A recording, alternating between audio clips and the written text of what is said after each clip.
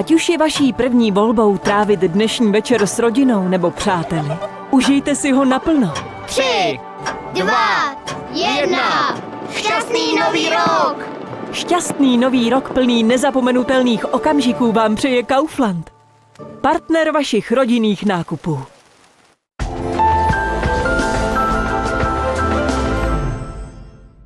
Vážení a milí diváci, jmenuji se Lukáš Kubát a jako nový výkonný ředitel televize Prima vám přeji, aby byl rok 2026 rokem, kdy si dovolíte být šťastní.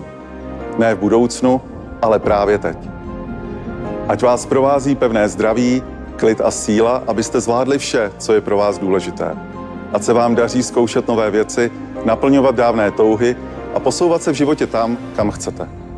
Ať vám televize Prima každý den nabídne alespoň na okamžik možnost zpomalit, zasmát se s rodinou a přáteli a načerpat energii. Do nového roku vám přejem hodně zábavy a žádné splíny. Dobrou náladu, žádné černé myšlenky a dejte určitě na svoji intuici. Vy, Čestmíre. Líp bych to neřekl. Tak já zdravím diváky televize Prima. Díky, že nás sledujete, díky, že jste tu s námi a díky, že vás máme. Užijte si silvestrovské oslavy a těšíme se na vás v příštím roce.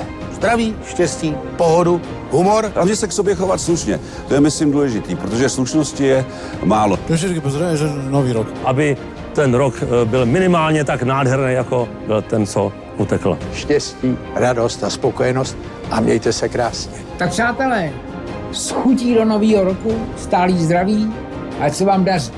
Ať je rok 2026 rokem, ve kterém budete cítit, že žijete přesně tak, jak si přejete. Na zdraví.